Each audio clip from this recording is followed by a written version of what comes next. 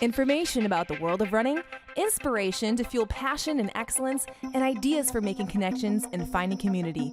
You're listening to AtoZrunning.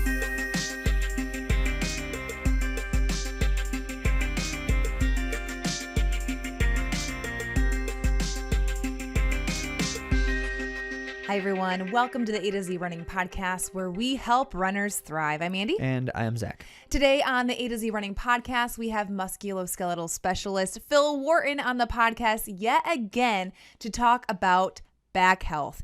Now, Phil has 32 years as a musculoskeletal specialist, working and training with hundreds of Olympic medalists, world record holders, national teams, professional teams, and then also people who are on stage, screen, business, like all kinds of people. His work is considered the gold standard of musculoskeletal health. And we're going to bring some of that gold here on the show today when we have him for an interview.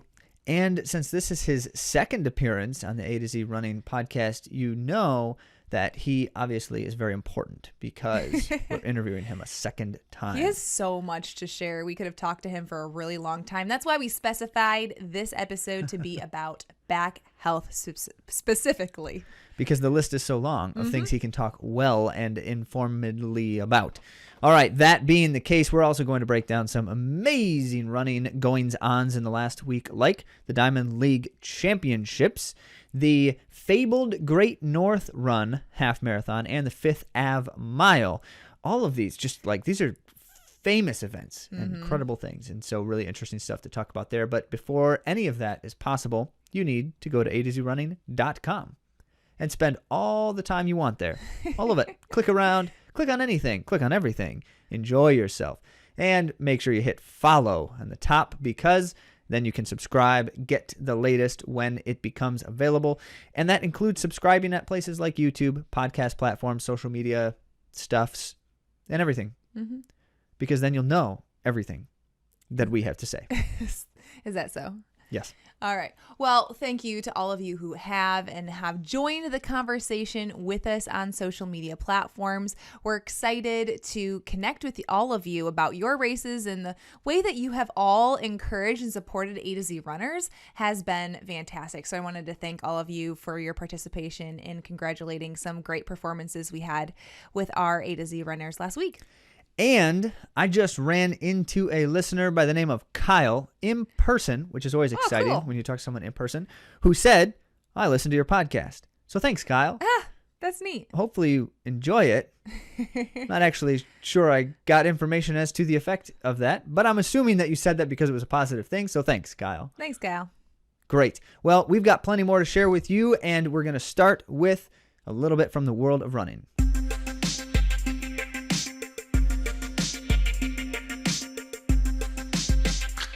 Okay, first on the list for the world of running this week, we want to share the 5th Avenue Mile. Happened on Sunday, September 12th in New York City. Welcome to New York. Okay, so this being a mile road race event. I think we need to have you sing a little bit more. Sing what? That was pretty good. What was pretty good? When you were singing, Welcome to New York. I wasn't singing. Uh-oh. Yes, this is happening again. Now Yes, Andy's hearing voices. Well, so we've got a couple of links for you. Head to AtoZrunning.com to find these, because if you want to watch some of it, Total Running Productions YouTube channel is wonderful. All of their race coverage is excellent because they give you information while showing you the race. It's really cool stuff. But also some news and such on Canadian Running Mag about the event itself. Fun fact, the athlete who is leading the race at the halfway mark, about 800 meters in, receives a $1,000 bonus regardless of how they finish. I think that's very interesting, because it's almost like, do they prefer to do this or pay a rabbit? But they could also, I guess, in this scenario, be looking for people to be a little bit more gutsy in their performances and not run tactically, where you run more slowly at the beginning.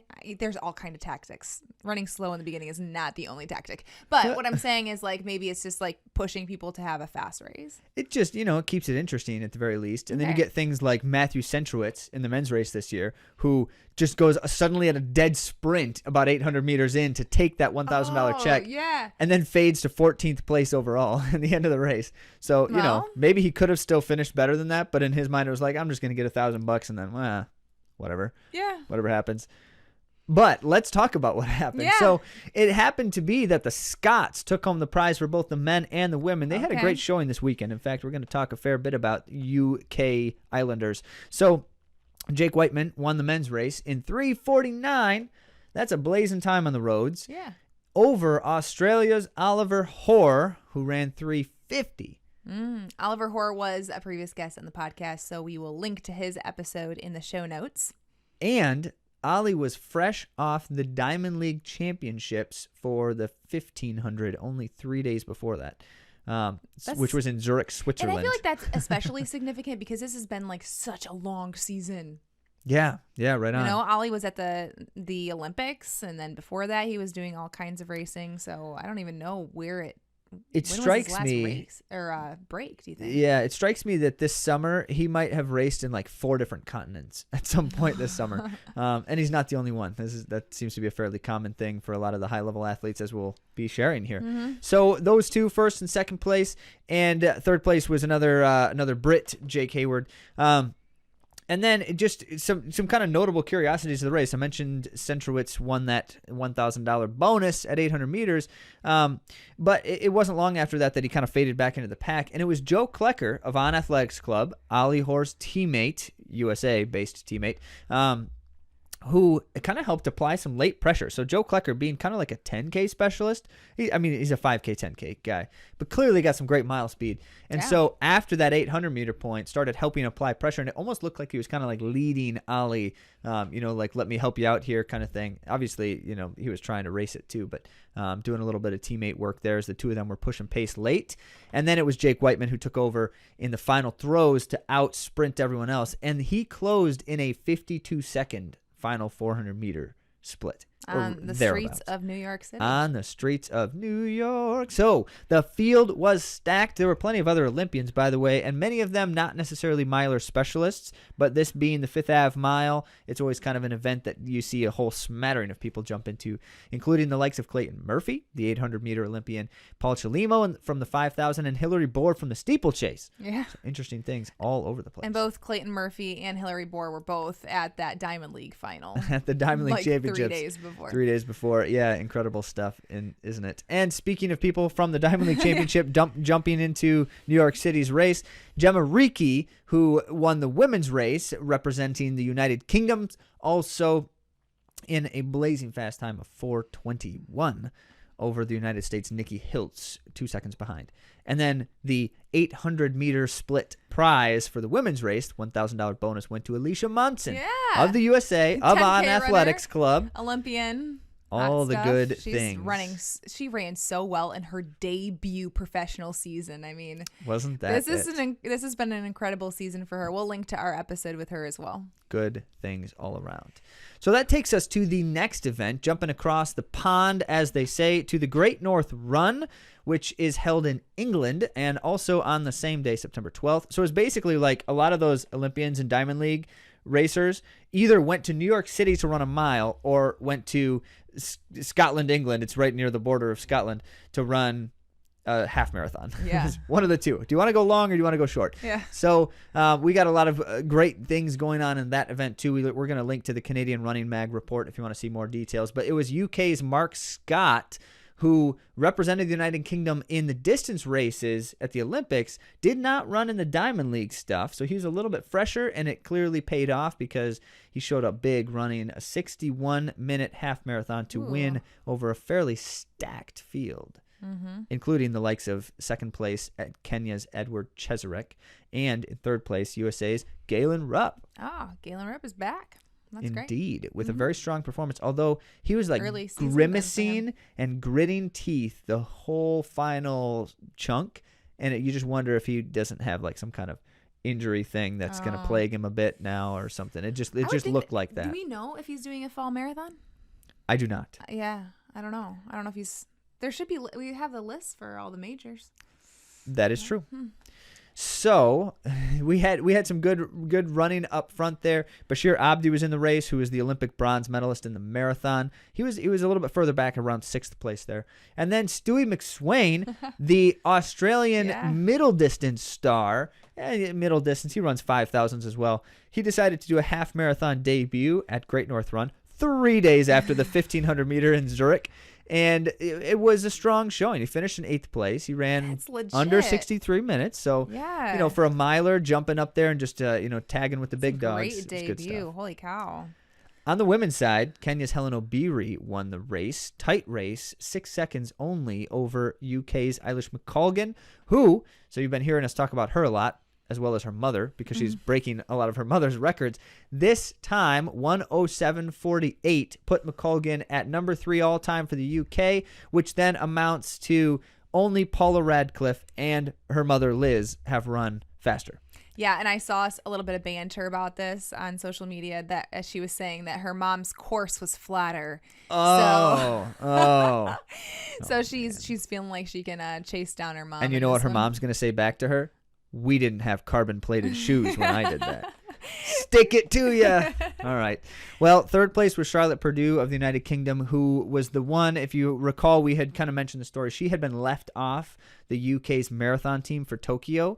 And it was kind of like a little bit absurd, because it was like, maybe they did it because she was hurt or something. But she clearly was one of the UK's top 3 marathoners. And for some reason, they didn't take her. This kind of shows that, she's running well. Yeah, 3rd place. Good for her. Certainly that. Molly Seidel was also in the race of United States. And this kind of is amounting to the season that never ends for Molly, because she's got the Tokyo Marathon. She just jumped in, finished 7th place in the Great North Run half marathon, and she's running New York City Marathon in November. Yep. And she had a previous race, too, that she was helping out for charity. Yeah. Yeah.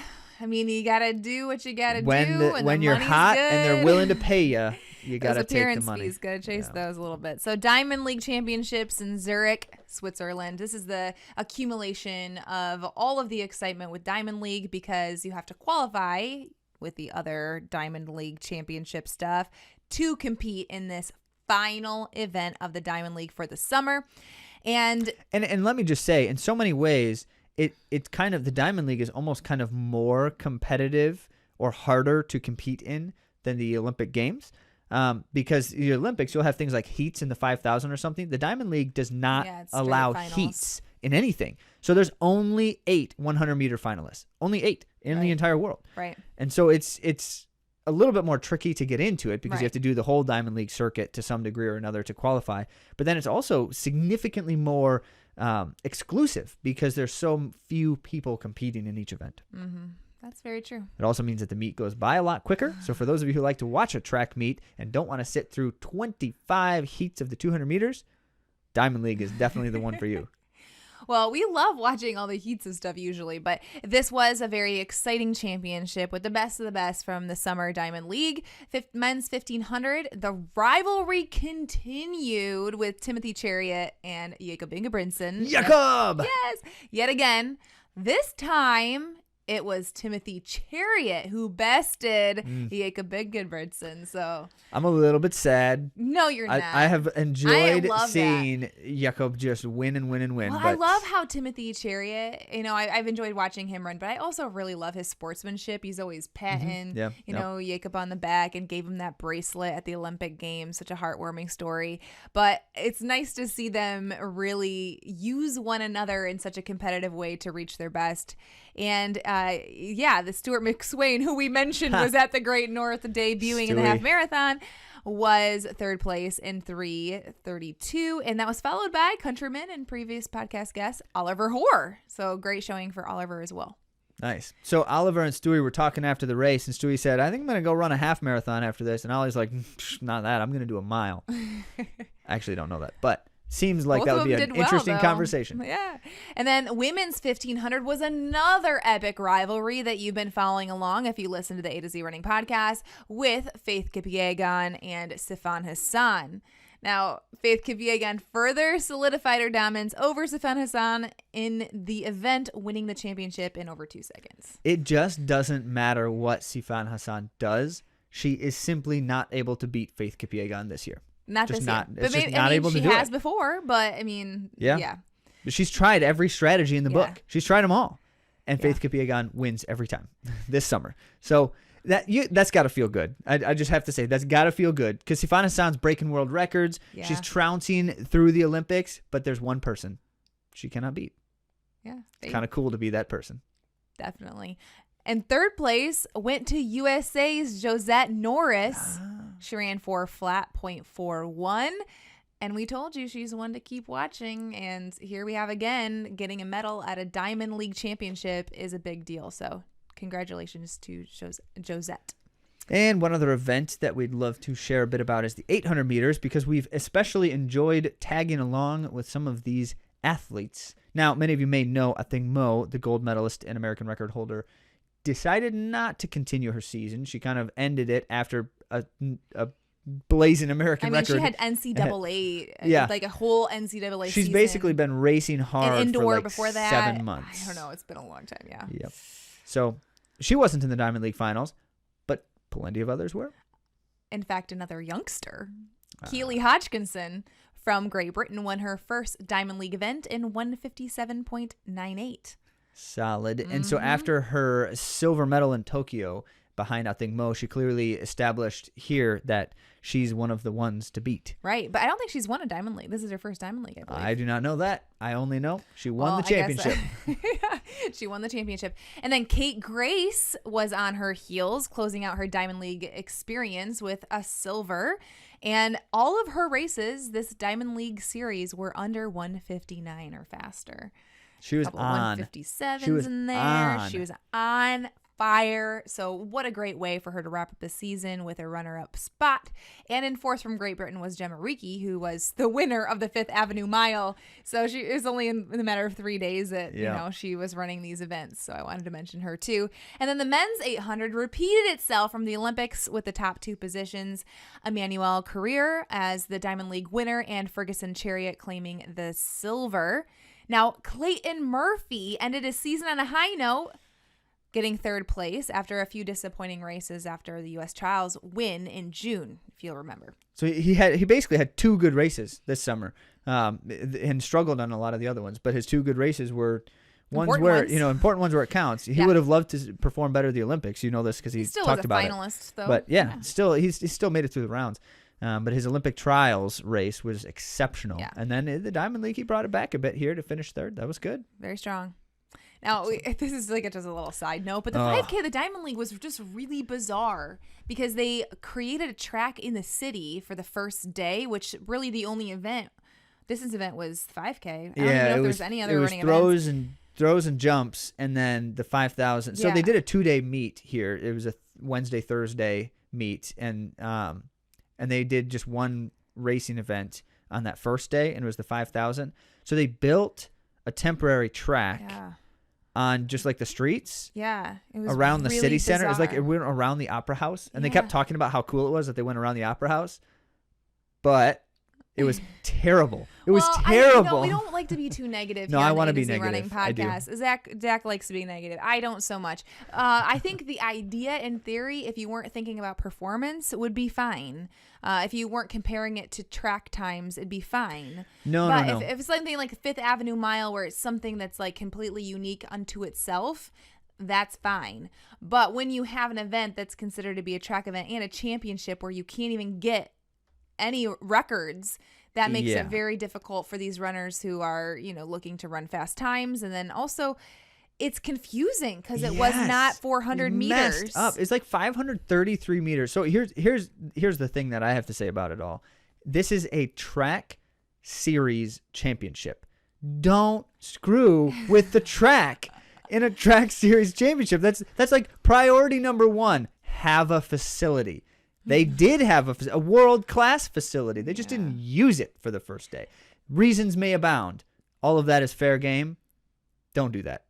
Just cancel the event instead of doing that. And there was banking on the side. Nasty. The announcers didn't know where they were at as far they as mismarked distance. On the track. The track was mismarked with like the 1K or something. So the announcers were like, and they came through no, that's not right. That's nope. And they just knew because of the time. They're like, nope, that's not right. We'll let you know the splits later on. Yeah. Brutal. So anyway, all that to say, like, I can appreciate creativity. I love the idea of breaking out of molds, and I do think that we can get some interesting performances when we vary some things. But in track, as a runner, as a Don't competitor, mess with the track. it's a really hard thing to see happen. So anyway. Yeah, but the jumps and throws that they did out there in the outdoor facility was pretty cool. Yeah. Now, keep in mind, jumps and throws are often in outdoor spaces because that's part of the nature of, if they're in the field in the middle of the track, which is kind of an outdoor space because it's a field in the middle of the track, or if they're sometimes in fields on the outside of the track, depending on the facility. But it was pretty neat because they were like on an elevated stage, basically. It was kind of cool. Not for the track, though. Not for the 5,000. All right. Few other things over this last week. One, an interesting story. I'll let Andi actually share it about the shoes. Yes. Ethiopia's Darara Hurisa was disqualified for wearing the wrong shoes after winning the Vienna Marathon on Sunday. So the heel stack was 1 centimeter too thick. Yeah. The maximum's 4 centimeters, which are allowed. But the problem is he specified different shoes when he checked in and then wore these pair of shoes that were 1 centimeter thicker. So we don't know. There's no evidence that he did it on purpose. Maybe it was something that he just, apparently these are shoes that he trains in sometimes as well. So yeah, he won the event and then he was disqualified. So that's got it. I mean, a marathon's so much effort that it has to be so disappointing to be disqualified from a marathon. And keep in mind, for many athletes, especially athletes that tend to do these kinds of marathons at a really high level, a lot of the time, the winning prize from a marathon like this sets them for the rest of their lives. These marathons pay decent money, and they tend to be able to make enough money in the follow-up endorsement types of things and such. So it's like, these are the kind of the big shot moments, and for it to just, for a shoe choice to take that away, that's rough. That's rough. Very rough. So bummer there, although exciting for the Kenyan in second place, who then was awarded the victory as a consequence. So the second thing here of note over the weekend was a world record in the women's 5K on the roads. This was Ethiopia's Senberi Teferi, who you think I'm going to try to say this, Andi? I'm going to try to say this. A city in Germany that's called Herzogenaurach. I can't say it. He listened to it I listened to it so many times to try to figure out how to say this. Okay, so a city in Germany. And she ran 14:29. This was an Adidas event. And 14:29 on the roads, blazing fast time. But this is actually significant for two reasons. One, it's the new road record, as is held under World Athletics records. But it also beats any recorded road 5K race. Because if you recall, we've shared this in the past, where the World Athletics, which used to be IAAF, did not always keep the records for road races. It wasn't like an official thing that they kept. They started doing so not terribly long ago, like 3 or 4 years ago. And when they did, they started over with the records. They ignored all previous times. And so there was a 14:32 by Joycelyn Jepkosgei of Kenya, of Kenya. And her 14:32 was not the official record, but it was always kind of like known in the background as, no one's actually run faster than that until Teferi. So there you go. Ethiopia's Senberi Teferi has the new and official 5K road record of 14:29. Good stuff. Well, that wraps up this week's rendition of the World of Running. We've got plenty more to share next in our main topic.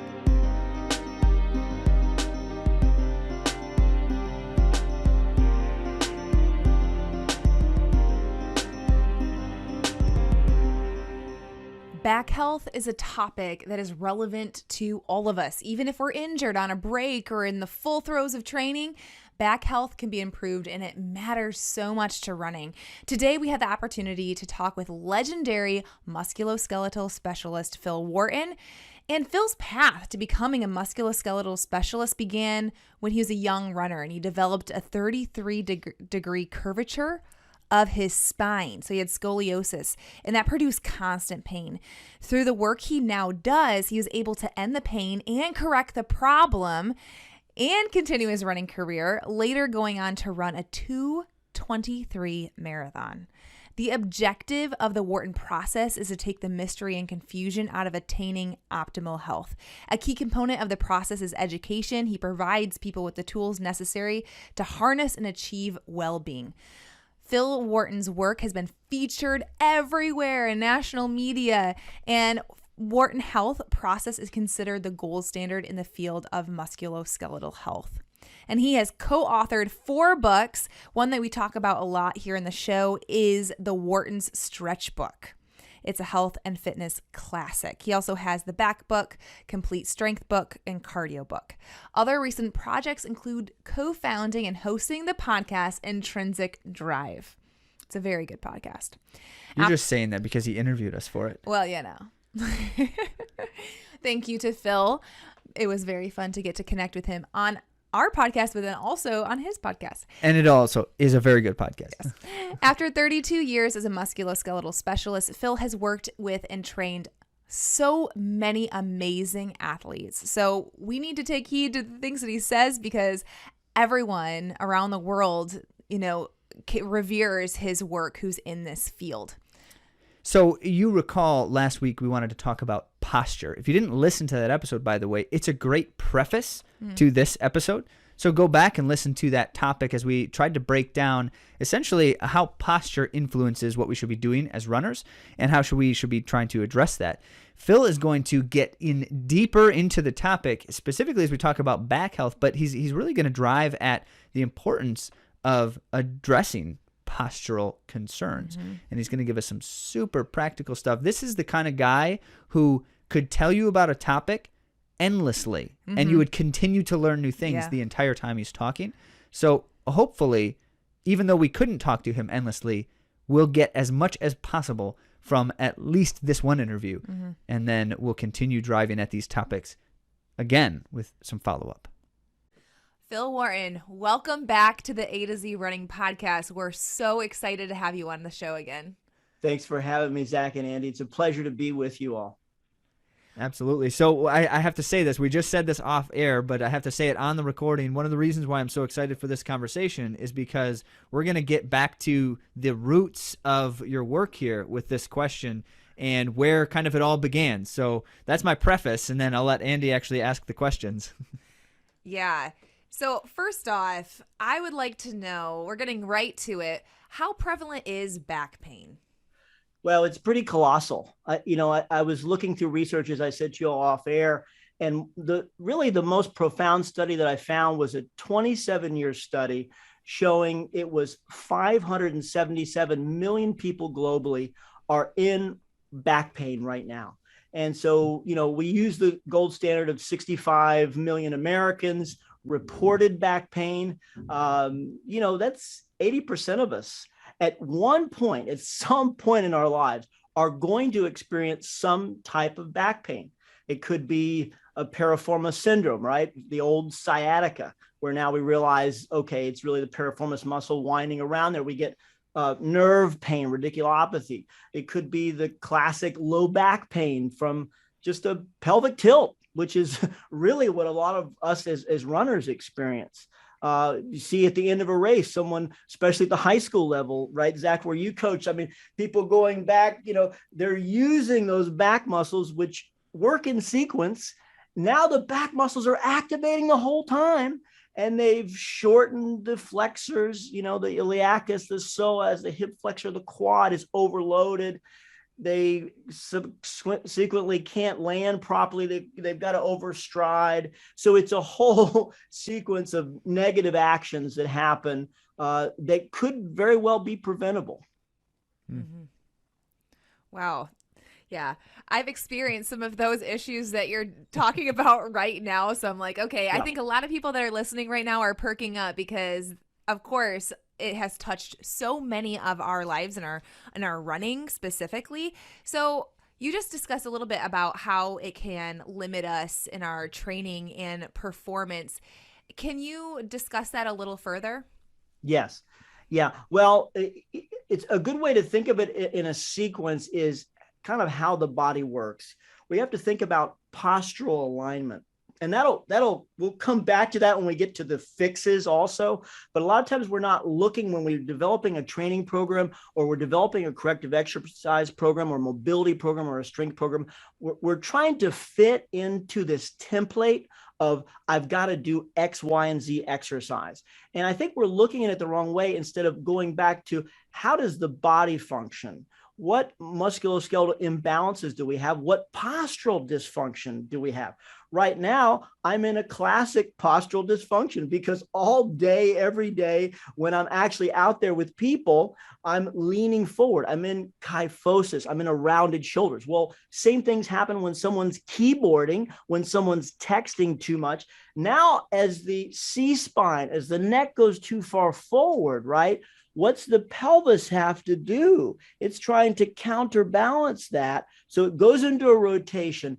At that instant, the back muscles are working all day, every day, in every way. It should be the pelvis tilts underneath us by having a strong core. Now, everybody's heard, I've got to strengthen my core. Well, it goes further than that. So we'll preface, the extended core is a good beginning, but it's really about the pelvic musculature, the alignment posturally, and also the landing gear. What's our foot ankle doing? Because that's the first point of contact, which may be the true foundation. So instead of trying to say, well, I'm getting in a plank all day, let's first do a simple wall test. If we just stand up against the wall, imagine the wall behind you, and your head should be able to be maybe 5 degrees hyperextended. That's a natural plumb, right? Because we're too far forward for adjustment. Because everything in life, gang, of course, it's inflection. We're reaching for everything with anterior muscles. And so we've heard this a lot now ad nausea, right? Oh, I've just got to strengthen my posterior kinetic chain, right? Well, it's true. And there's some specific things you can do to preface that activation onto resistance training and so on, and mobility first. But if we go back to that wall test, it's so simple. And we have our head should be aligned and our shoulders should be aligned. Our pelvis should hit that wall, and also the heels. Now, if you try that right now while we're listening to the show or watching the show, it feels abnormal. It feels a little bit rigid because I'm constantly in this. Now, if you take a moment, pause, feel where you are, and then take a couple steps forward, you'll start to feel yourself going right back into that posture that we utilize, unfortunately, all throughout the day. So a lot of this is repetitive stress or lack of awareness. And then, okay, we could walk around being aware all day, but if we don't have procedure, if we don't have the right corrective exercise from cueing, activation is good, but we see a lot of people just stopping there and not realizing that, hey, when we said on your show when I was on before, hey, this is 2.5 to 5 times our body weight on that landing gear on small little muscles of the metatarsal, the medial and lateral arch, and then the big toe. What happens if we have hammered toes, which a lot of us have, right? And then we're putting extra stress on the calcaneus, on the Achilles tendon. So it's just, there's so much you can do. See, I always look at it now as an opportunity. I love it because it's an opportunity. For some people say, oh, I'm injured. No, that's an opportunity to get better and to really dive into your mechanics and get with your coaches and learn those mobility programs and learn those strengthenings and place it into your daily life. Make it a natural, we call it doable stimulus. You've got to get things that can work for you instead of some crazy wacko like me saying, okay, you've got to do X, Y, and Z. Well, let's look at what your life is like. And so let's do energy management there. I'm curious, Phil. Oftentimes, as I'm talking with athletes and back pain comes up, it's almost always, well, not almost always, but it very often is followed up by, I got to go see the chiropractor again. Right. I need another adjustment. So my back hurts, which means someone's got to fix something and then I'll be fine. And naturally, that seems to be a kind of a short-term solution. React to that for us, if you will.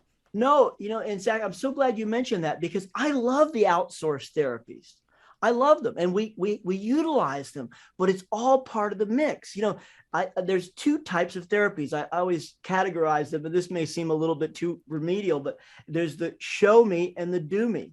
Sometimes you need a combination of the two, and that's what I do in my work. I'm very conscious to be a teacher, to give people the tools so they can keep going. But there is some amazing things that we can do as therapists to really help short circuit that pain response, release the fascia in the chiropractic sense, adjust some of the spinous processes, and get that disc innervation and that nerve innervation freed up. And it's amazing. But we need, so I'm not saying don't go to your professional. If you're in back pain, if you're in a pathology, you have a condition, please go out and get those resources, and then come back and make sense of it and do what they prescribe. This is pretty standard. The Williams back technique was developed in the 1960s, and we still use it. Pelvic tilt 1, pelvic tilt 2. It's amazing. But no, that is a really good point. Some people just don't get the fact that, hey, this is a cooperation. I've got to do some work here. As you say in a lot of your blogs that I was reading, I'd love to hear say, hey, we've got to do this together, and you can't just be like 1 or 2 times. This is as much as you're training. I'm finding now, as an old runner at 54, I have to do more of the mobility and the strengthening than even the run training, to be able to run like I like to run, and full open stride and no pain, enjoying it. Zach's looking at me because that's similar to what I have to do now, as I spend just as much time getting ready for my run as I do running, almost. Right. So, and actually, ideally, I probably should be doing more. And right now, I am challenging myself to do more of the stuff that's going to help me run better. So when I'm running, it's more effective, and I'm not going to continue to injure myself. Absolutely. And we can look at that and streamline it, because it's very important to, I call it the timing and tiering. Some exercises are fantastic. They may just be too complex for right now. Sometimes we break the apparatus down and we look at what I call joint integrity and try to get the musculoskeletal balance back. And so some of those exercises you say, well, that looks a little too easy. Well, if we start moving that lever, like the hip flexor and the glute medius and the adductor and the gluteal itself and the hamstring origin, all around that pelvic crest, that's where a lot of our back pain emanates from, is the pelvic, we call it ubiquity or pelvic misalignment. Some people have it from birth, but you can always get the most out of yourself just by rebalancing through mobility and stability work. So it's amazing what can happen. It doesn't have, the diagnosis doesn't have to be a death sentence. It's just a gateway. Mm-hmm. Yeah, that's good. And I can always appreciate, Phil, that so often we're not really talking about, here's something now that you have to do 4 times a day for the rest of your life, but here's the process to get you to the right spot where then you can be in a better spot long term. That's right. And then a lot of times people become really on board with it, and they feel a lot different. They start activating from the right place, right? They start being more powerful. They run with what we call steel springs, where when the moment they're landing, they get that push off. And so it becomes a thing. Well, okay, sometimes the injury could bring us into a new way of being, which is a really neat way that I see happens. But it's a process-oriented person. And a lot of people that aren't process-oriented, it's okay, let's just try it for this period. At least go through this 6-week cycle. And then maybe, okay, you're doing a little more than you did before that six-week cycle. Oh, that's great. Oh, I find myself running into ropes. If I have the balls and the ropes and the foam rollers, I have these things in my way that I sort of have to almost like, okay, that cues me almost mentally as well. Mm-hmm. That's so good. We've talked about that before, Andy and I have, where if we just make sure we always have a rope in our vehicle, right, no matter what, wherever we're going, it's good. There. And so, let me grab that and And in our living room. And in every room in the house if possible. I love it. Phil, we're our audience is waiting with bated breath, and I'm going to keep Yeah. them waiting in longer anticipation for some of the tips from you about what we can do about some of these things. I want to take us all the way back, though, because as I mentioned earlier, your journey into these things in so many ways began with the back. So can you tell us about that? How did it all begin, and what kind of manifested from that? Yes. And that's what it was. I was a young runner who had the passion. A lot like Andy, soccer was first. A lot of us came from soccer. And then when I moved as a young kid to West Virginia in the mountains and the highlands, there was no soccer, there was no skateboarding, there was no BMX biking. And so my father had gotten back to running. He was a former sprinter in high school and a hurdler. And he said, why don't you run with me? And it was boring and I hated it. But, there's an athlete there that wants to compete. So we went to these races and we started doing it. Well, as I started to train more and get the bug like we all get when we start competing and doing well, things started to come loose. And as a high school runner, I maxed out. I was a low mileage athlete. Maybe 35, 40 miles a week, not like some of they're running today. And I was okay, a good cross country runner, good enough to get recruited at the University of Florida. Then I go there and then, 80, 90 a week right away. And young body, left hand turns around a track. A lot of times in our day, and they've kind of come back, we wore those Chuck Taylor high top shoes without arches. So my arch was completely flat and sort of a Pleasance condition. So it was everting. And then, backpacks on one side. When I grow up in the 80s, that was the cool thing, slouching back in chairs, all those kinds of things. So all the postural no-nos, I didn't know how to do anything. It was just a runner and an athlete. And so developed this 33-degree scoliosis. And it sort of came on about my sophomore year in college, was doing well, was improving. And then all of a sudden, I just couldn't, the pain was debilitating.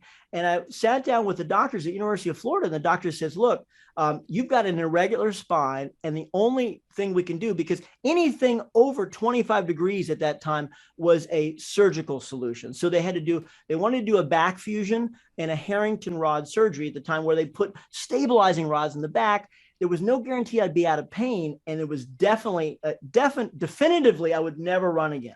So I was like, look, that's not an option for me. I have this joy, this passion. I've got to fulfill that. I was totally fine before. I was even with icing and time off. We won the SEC championship in cross country. I ran at University of Florida. And so we were a good team and I was doing well. I said, how did this happen? And so finding this old fashioned kinesiotherapy, this study of muscles, after trying all those outsourced things that sometimes gave temporary relief, but honestly didn't give long-term relief. We had a thing at University of Florida, we call it Run for the Rubs, where the top 7 got massage therapy. We had some very innovative therapists there. And one of the therapists, Benny Vaughn and Randy Brower, suggested I go down and see Dr. Aaron Mattis, who's a retired kinesiologist at the time. And he was around in the 1960s when they developed this type of work, this kinesiotherapy. And so that's for the genesis of the active isolated flexibility and strength from the 1960s, and then on to Aaron, and then my father and I.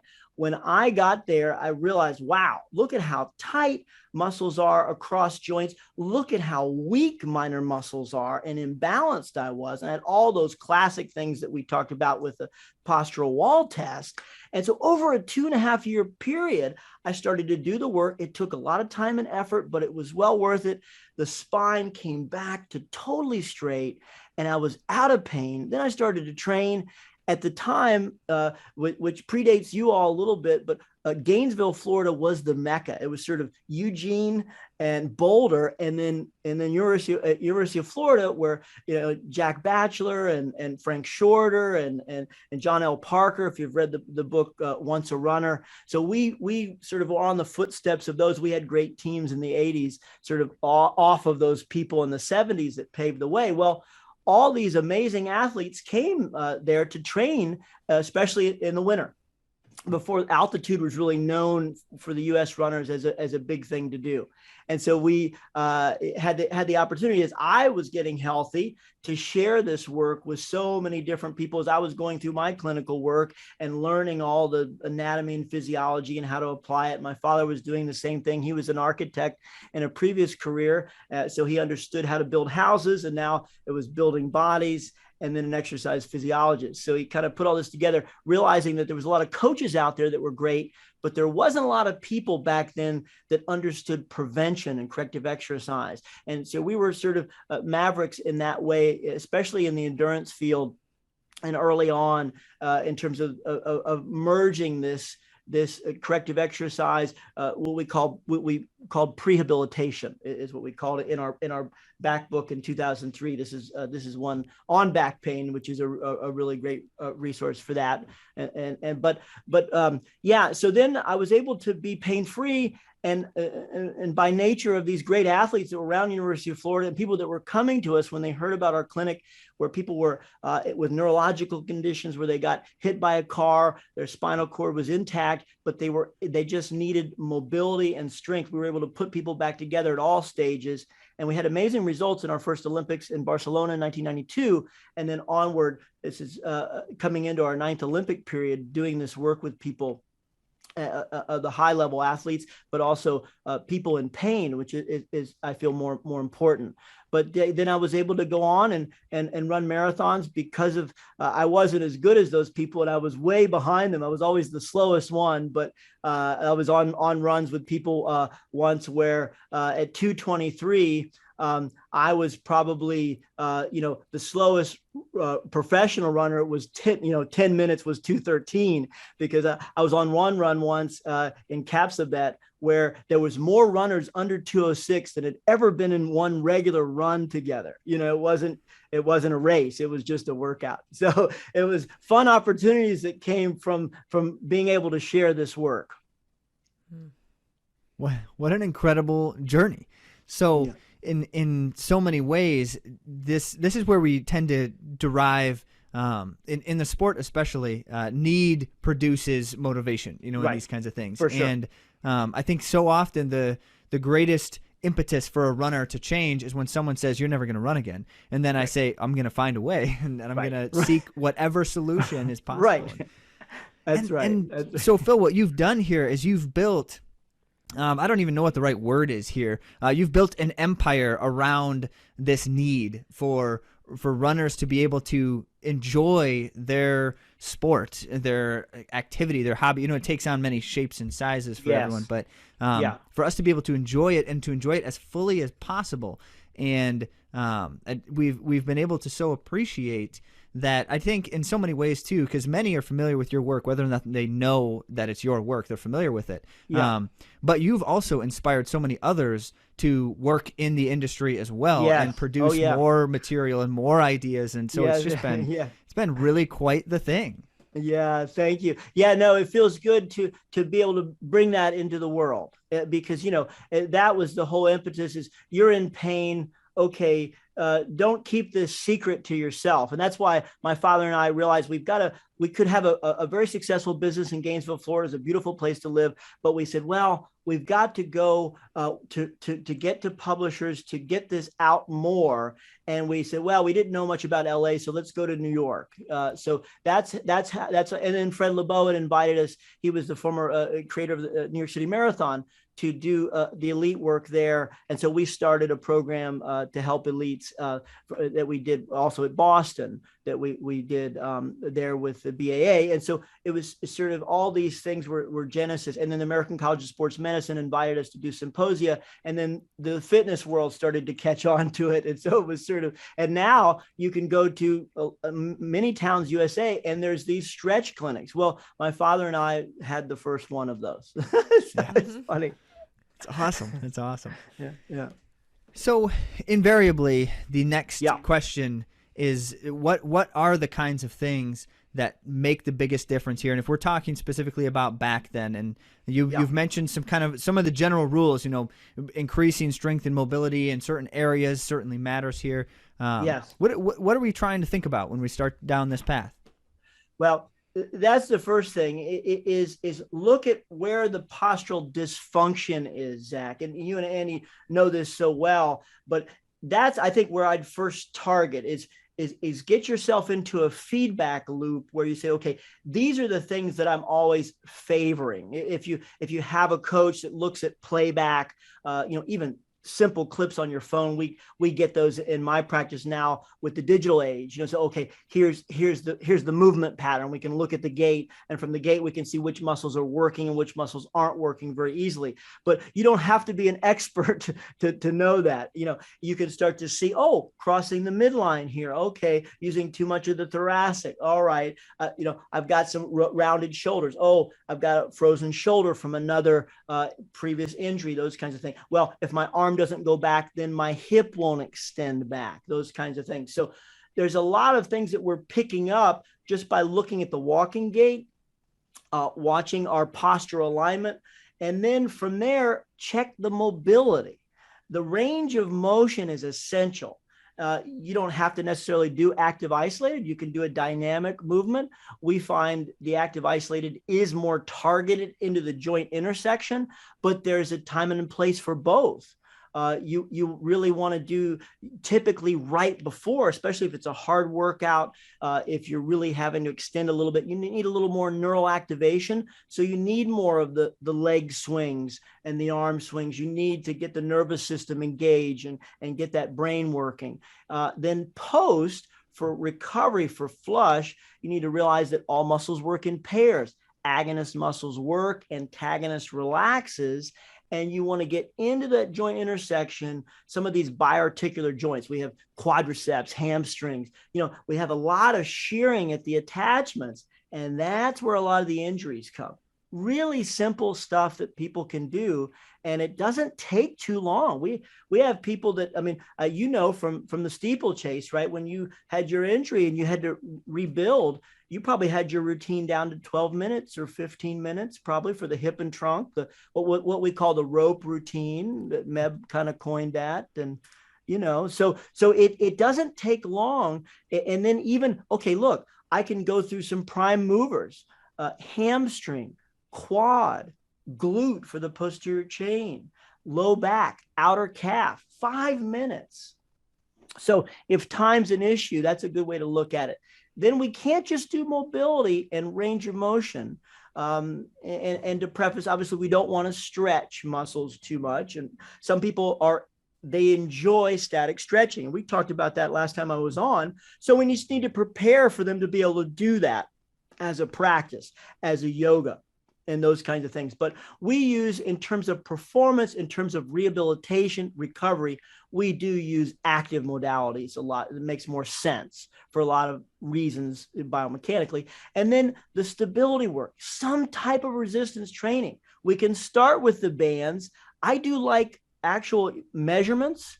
So I'm more interested in going beyond just the bands. Okay, we have a green band and a red band and a blue band, but we need to know, okay, that person's got 15 or 12 pounds on that abductor, and that adductor has 15 or so, and the glutes got 20. We've got some really good power in there that we can measure, that we can see what we call time, intensity, duration. Those are some of the parameters of resistance training that we need to look at. So really, it sometimes when I'm talking about it for an outsider, that I don't want you to get feel like, okay, this is too much. It's really simplistic.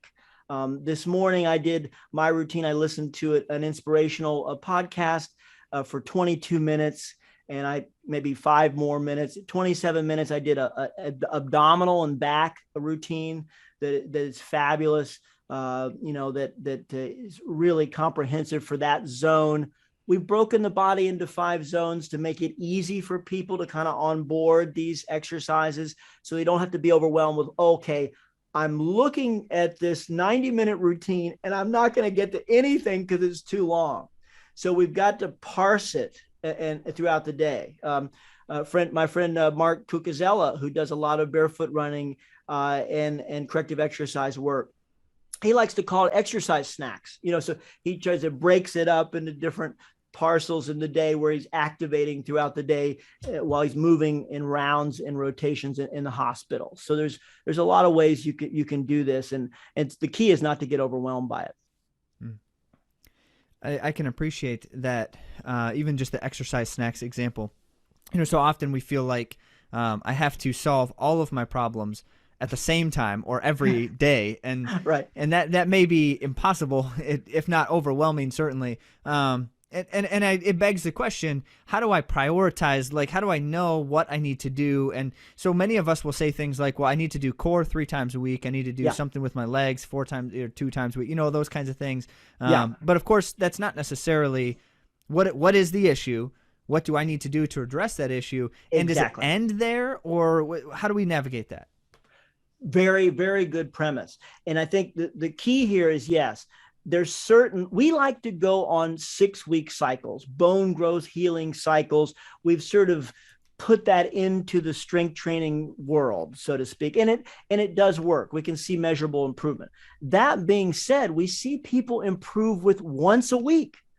I never thought it could be possible, but I was friends with Dr. Michael Pollack, who was a great innovator in exercise physiology at University of Florida, and he says, Phil, one set twice a week is actual improvement. Sometimes, and we've actually studied that longitudinally. He had a 30-year study on that. So it's amazing what can happen. We see big improvement now. As a busy person with all these things going on, as a lot of us are, I probably will only get to each zone once a week.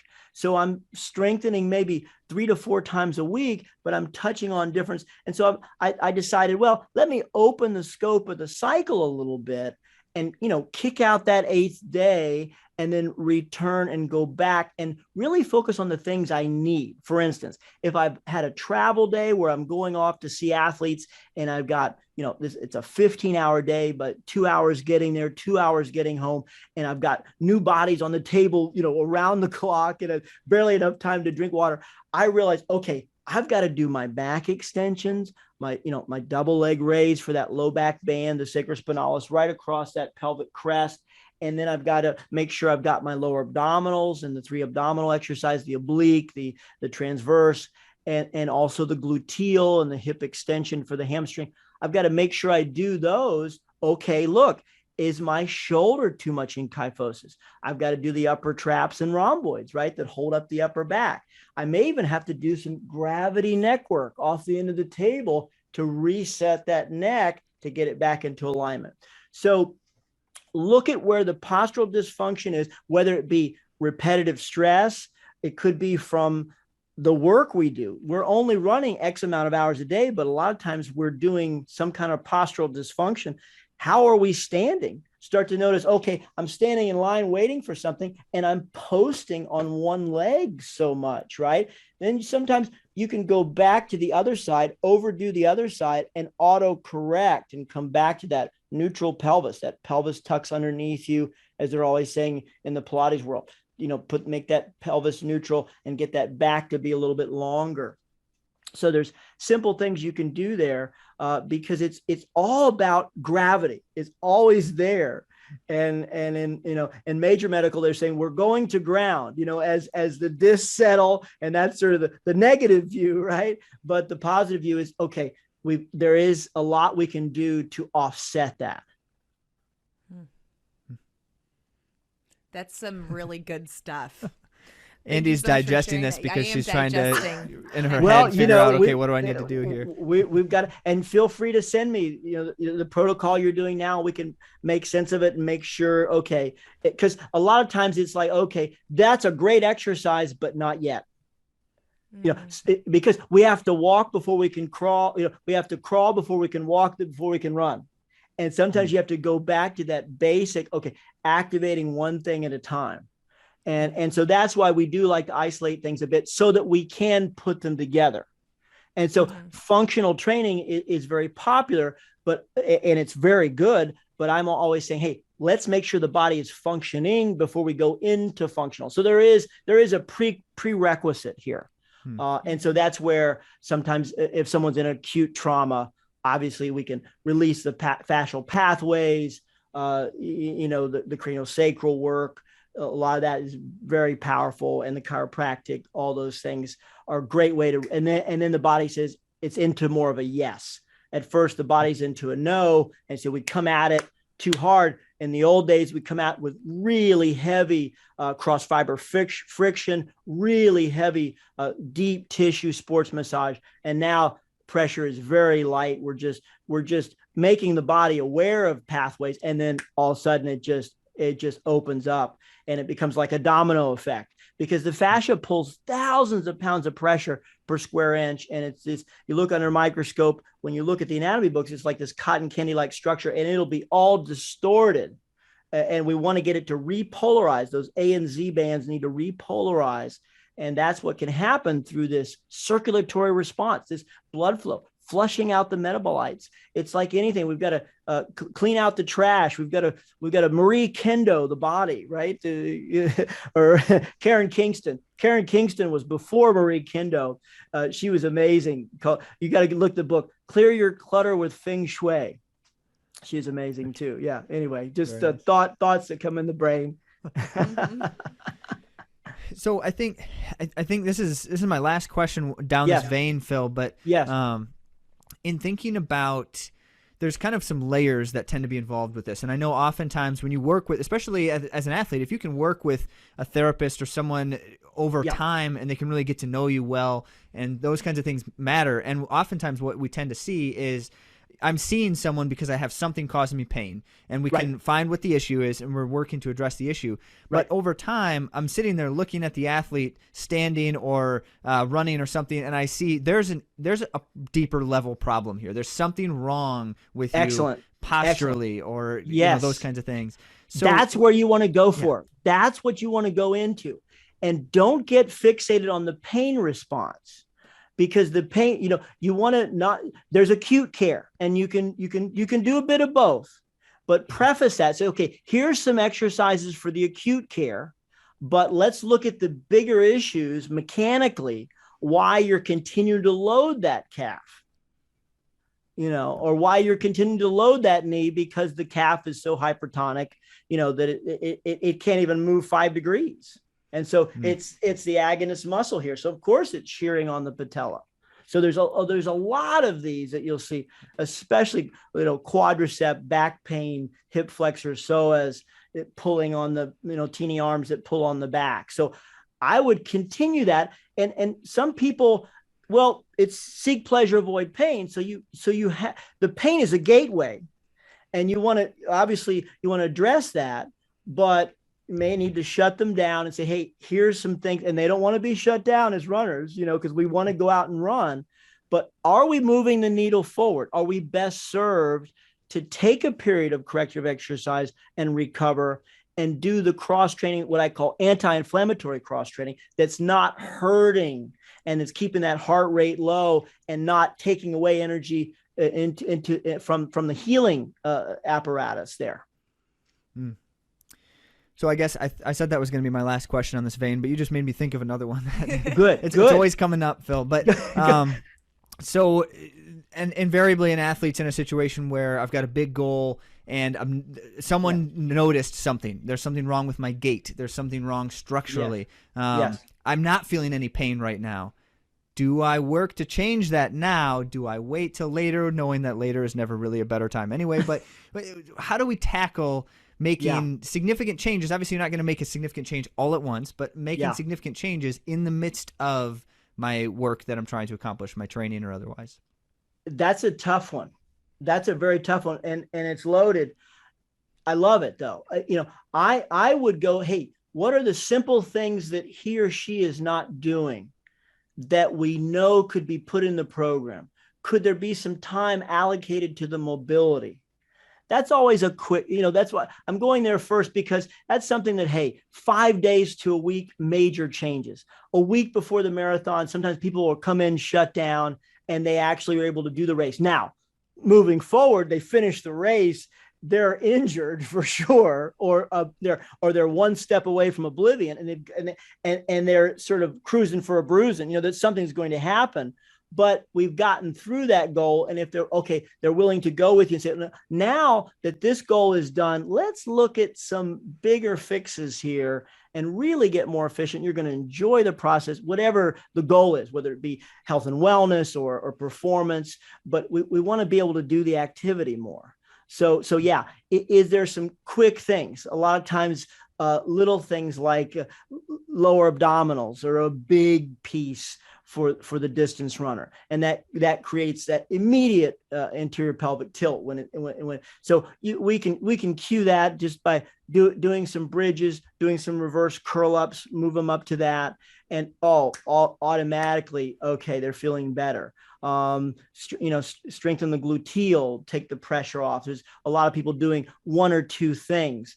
I'm not a big fan of those kinds of little things that you stop with, but sometimes we have to bridge the gap, and the mobility for sure, especially someone, I do the active isolated, or I do some kind of mobility, or I do dynamic 3 or 4 times a week. Well, how much do you run? Well, I'm running 70, 80 miles a week.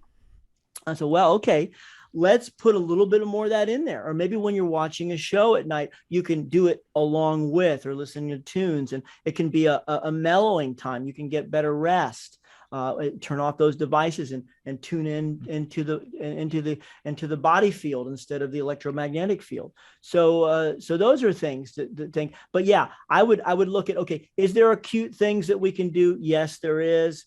How much time does the athlete want to allocate to that? Because, hey, if he or she's not in pain right now, the lever's not there yet. The motivator's not there. Well, I get out there and it feels bad at first. Coach Zach has me warm up and then it feels better. Or Andy says, okay, now I got some blood flow and I'm okay. Well, those are the warning signs, and we've got to heed. The body's always talking to us. And what I learned from being around the greatest athletes in the world is most of them listen to their body, and the times they didn't listen, when they just went for, okay, I'm going to the next appearance, somewhere along the line, it was a shutdown. But the ones that listen to the body, the longevity is amazing. And the more 0 days, the more amazing. There's such a power in the 0. Is being able to have that confidence to say, you know what, when I lived with Moses Tanui for 4.5 months, I couldn't believe how many 0 days he had. And Moses, for those that don't know, he was a 2-time Boston Marathon champion. He was, second at World Cross Country. He was world champion on the track. He'd done everything. He'd run under an hour at Strade Milano at the time, 59 minutes, just cruising. He led up for like 2 kilometers, waving at people. So he was on 58:10 pace back then.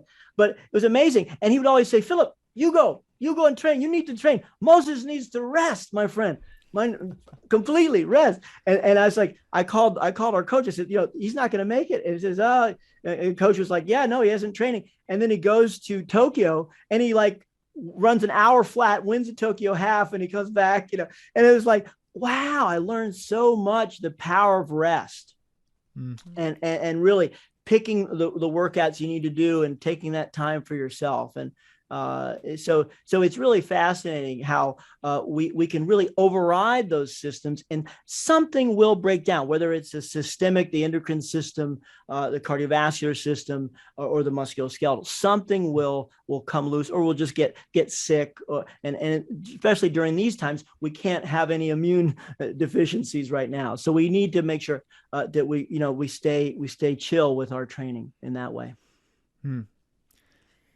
So appreciate. So I think if we can end it with this, then Phil, in terms of kind of bringing us full circle back to the back specifically. Yes.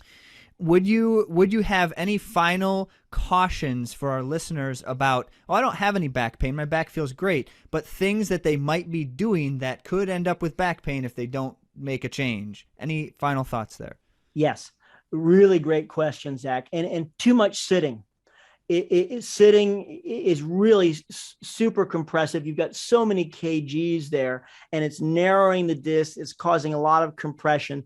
So get up every hour if you can. If you can't get up and you're locked into a Zoom or a workspace flow, tense and relax. It's a great way where you can tense your gluteals, tense your abdominals, even do oblique and lateral flexion, and you can do a lot right there in the chair. And for the C-spine, the neck, we have a whole chair protocol that you can do. So you can do a lot just by resetting. When I travel to these places and I'll say, oh gosh, I'm going to go work on these universities. I'm going to be in the car. Then I want to jump out and run with the athletes. I'm going to be shot if I don't do the activation in the car, because, I've got to get in under the traffic window and all that stuff. So there's ways that you can keep that circuitry working.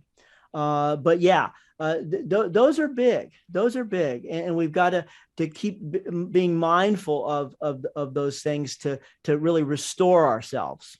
Mm-hmm. Well, we talk a lot about the Wharton stretch book, but you have other materials that you have talked about in this conversation. What are a few that our athletes or those listening should be looking for and purchasing? Well, I think, the AtoZrunning family should go to, there's a free app.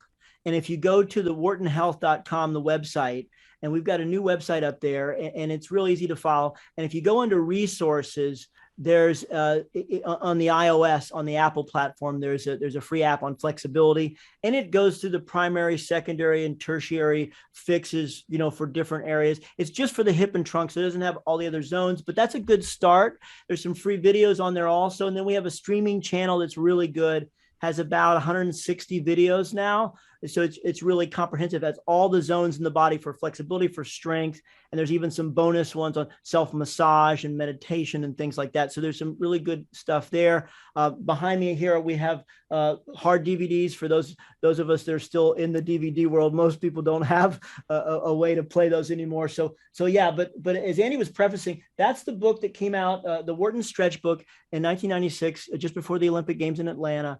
And that's just has a new cover, but it's the same book. And that is a real easy way it also has self-tests, which is really nice for those, just like the standing wall test. We have a self-test for every joint in the body, and starts, the hip and trunk, which is the foundation, the pelvis and the back and the legs, and then into the shoulder, the neck, the foot, ankle, even arm, wrist, elbow, as we see a lot of people keyboarding and texting, getting RSI, carpal tunnel problems from overdoing it with the thumbs and these kinds of things. So there's a lot there. So I think those are great places to start.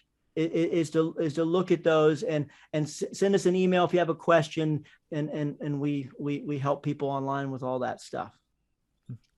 Awesome. Well, thank you so much, Phil. You are always such a wealth of information. We appreciate every conversation we have, and we could talk for hours. Well, it was really so fun being with you both. Well, hopefully all of you, like the two of us, are now trying to find yourself sitting a little bit straighter, putting your shoulders back and down just a tad bit, keeping your neck straight and your head back, and all of those things while you're sitting or running or whatever it is you're doing at this exact moment. Do it with better posture. And why?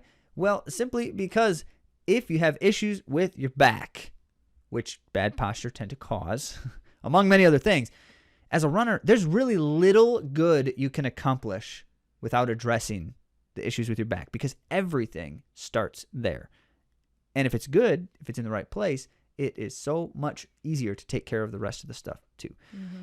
So that's our word of, if you care what we think about these things, do something about that back pain. And, there's a lot of different kinds of things you can do. And I appreciate Phil's example that there's some work we can address that doesn't have to be the final solution kind of scenario. And it especially helps if we start now. I like that charge. That's it. So in addition to anything else on your mind, if you feel like you need a little extra help with your training or your training plan or any of those kinds of things, feel free to reach out to us. Feel free to head to AtoZrunning.com/coaching, or just look for the word coaching at the top, any of those kinds of things. And we're glad to be able to engage with you if there's a fit there.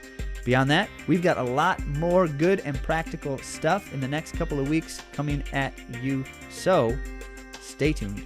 We'll talk to you next week.